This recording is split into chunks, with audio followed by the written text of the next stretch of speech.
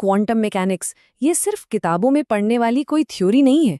ये असल में नियमों का एक बिल्कुल नया सेट है जिससे वो चीजें भी की जा सकती हैं जो हमारी रोजमर्रा की दुनिया में नामुमकिन लगती हैं।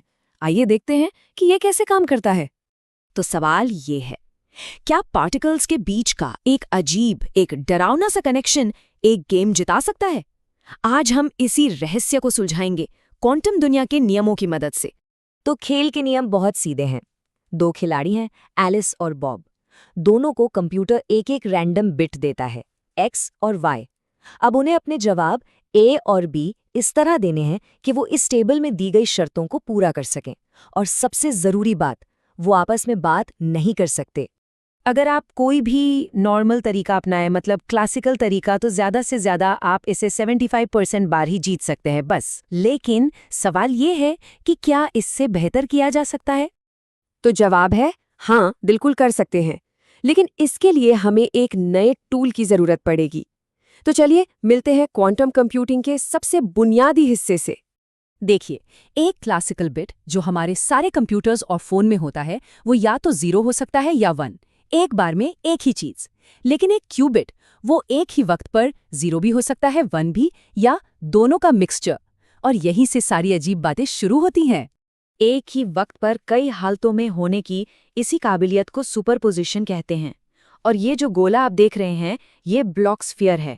ये समझिए कि क्यूबिट की हर मुमकिन हालत का एक नक्शा है।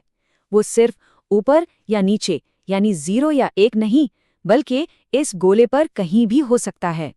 अगर इसे थोड़ा और टेक्निकली देखें तो ये इक्वेशन हमें क्यूबिट की हालत बताती है।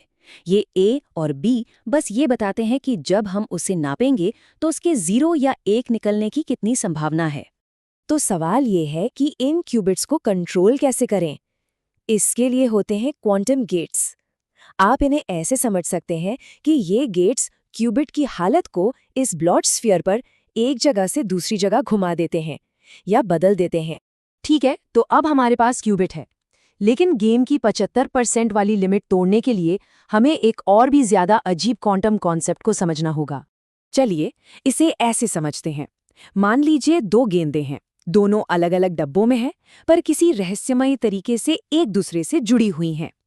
जब तक आप डब्बा नहीं खोलते, हर गेंद लाल भी हो सकती है और पीली भी।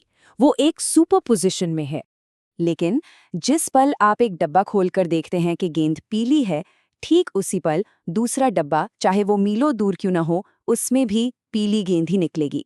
उनके भाग्य एक दूसरे से फौरन जुड़ जाते हैं। इसी को कहते हैं एंटैंगलमेंट।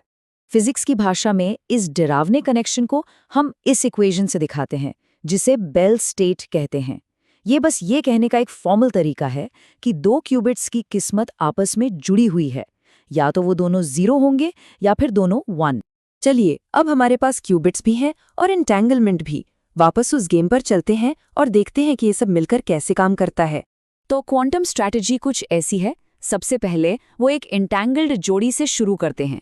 फिर जब उन्हें अपने रैंडम नंबर मिलते हैं तो वो उन नंबरों का इस्तेमाल ये तय करने के लिए करते हैं कि अपने क्यूबिट को कैसे नापना है। और बस उस नाप का जो भी नतीजा आता है वही उनका जवाब होता है। यहाँ सबसे ज़रूरी बात यही है, स्ट्रैटेजी का सारा खेल अलग अलग एंगल पर नापने का है। उन्हें जो बिट मिलता है 0 या 1, उससे उन्हें पता चलता है कि अपनी नापने वाली मशीन को किस एंगल पर सेट करना है। और क्योंकि उनके क्यूबिट्स एंटैंगल्ड हैं, एक का चुना हुआ एंगल दूसरे के नाप के नतीजे पर असर डालता है। देखा, इसी तरह वो बिना बात किए अपने जवाबों में तालमेल बिठा लेते हैं। तो ये काम क्यों करता है? सीधी सी बात है, एंटैंगलमेंट की वजह से उनके नतीजों में एक गहरा कनेक्शन बन जाता है। अपने नापने के एंगल को सही से चुनकर वो इस कनेक्शन को इस तरह से इस्तेमाल करते हैं जो गेम के नियमों को पूरा करता है। और इसी वजह से वो क्लासिकल दुनिया के मुकाबले कहीं ज्यादा बार जीत पाते हैं। और नतीजा जबरदस्त। क्वांटम स्ट्रैटेजी के साथ जीतने की दर बढ़कर लगभग 85% हो जाती है। ये 75% की क्लासिकल लिमिट से बहुत बहुत ज्यादा है। ये इस बात का पक्का सबूत है कि क्वांटम मैकेनिक्स की पावर असली है और उसे नापा जा सकता है। तो ये हमें एक बहुत बड़े सवाल पर लाकर छोड़ देता है।